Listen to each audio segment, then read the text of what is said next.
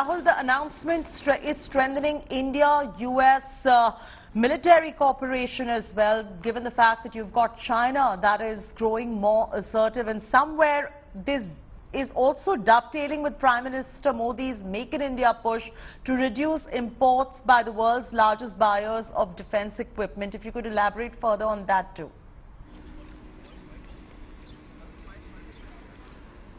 Oh yes, India has the ignominy of being the world's largest importer of defense systems, and that's not a good thing. It also is a challenge. Remember, whether it is the light combat aircraft for which these jet engines will be used, or the advanced light helicopters, the LH, ensuring that you're able to build a globally competitive weapon system is tough, especially when you're starting virtually from scratch. We've been able to do it in the matter of space technology. So a lot of our GSLV, PSLV are truly world class. In the area of fighter jets, that hasn't been forthcoming. I mean, a lot of pilots I speak to now really like the light combat aircraft, but remember, it needs to be light, it needs to be able to take on what our enemies have. The Chinese now have some very high-end fighter jets. The Pakistanis have F-16s. It's a bit old, but in any case, if you're in a dogfight with them or any kind of aerial combat with them, you need to be able to take them on, and that's where this engine technology, which really is at the heart of the LCA project, and in some senses it's also India's admission belatedly that we haven't been able to get it right with the Kaveri engine. Therefore this is very, very useful, very significant. It's not fully Atmanirbhar in that sense, but it's Atmanirbhar with a little bit of help from friends and family, and which is given the kind of security challenges India faces with with China and with Pakistan, which is totally fine. India would take it. It's a very significant achievement for India, for our defense preparedness, and hopefully, as I said, HAL will be able to do a good deal of assimilating the technology, implementing it, and giving it some scale. Some more deals like that to go through while the Prime Minister is right there in the US?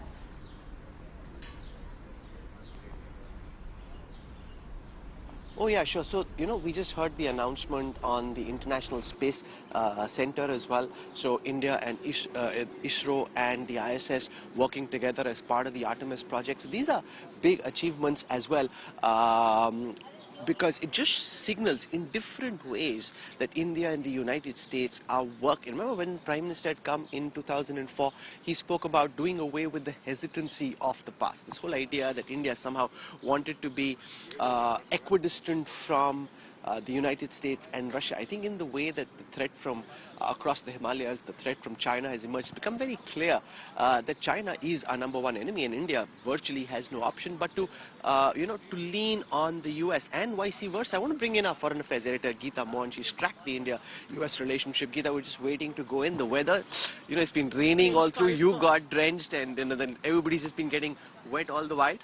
Some big announcements this morning before the Prime Minister goes into the White House. Well, yes, India joining the Artemis Accord in itself is a huge leap in space collaboration, space exploration. It all began with the conversation that Elon Musk had with Prime Minister Modi. When he came out, he said that there's a lot of cooperation in the space sector that they're looking at. But it's the defense cooperation, Rahul, that's going to be significant, not just for India, more so for America, because India is an important market. Do we know when these GE 414 engines will actually start getting shipped, and how soon this transfer of technology will be concluded? Well, once the signing takes place, Rahul, the technology transfer is immediate. But it's on how the timelines are going to work out. The details of that have not been spelled out yet in terms of when they're going to start being manufactured in India. It is going to be a long-drawn process, but it's a beginning, and it's an important beginning at that. India has a lot of options. So America trying to woo India here, and it's not the other way around. Do you want to give our viewers a sense of what to expect when the ceremonial function starts at 10 a.m. in about 3 hours? Well, yes. Let's begin with what we see in the street lining of the flags. You can see India and the Indian and American flags flying high. And why is that so? Is because It is only during a state visit that we see the American administration putting out all the state paraphernalia when it comes to a visit, beginning with putting out the country flags of host countries and host nations.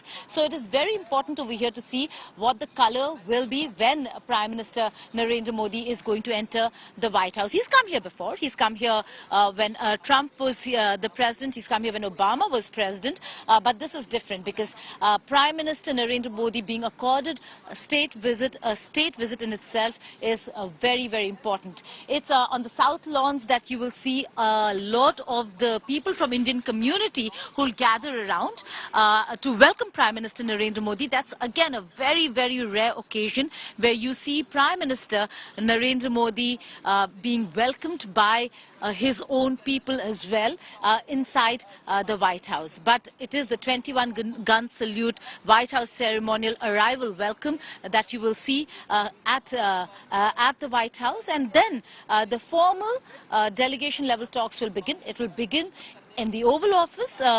Some select journalists will be able to go in and get a sense of the body language. It is no surprise. We've been seeing the body language all through yesterday. And the warm hug, the kind of conversations, the informal dinner, all that aside, over here, there's going to be a restricted conversation between the two leaders, followed by delegation level talks between the leaders, and then a press conference. This is not joint press statement, mind you. It's a press conference. Very rare, but certainly not the first time. Prime Minister Narendra Modi has done it before in the UK, as also in Germany. This time around, the press conference would be limited to one question each, is what we're being told. What the questions are going to be will certainly be interesting. There are a lot of areas of convergence, but a lot of areas of divergence as well. So let's see what the Indian media as also the American media are really going to put to Prime Minister Narendra Modi and President Biden.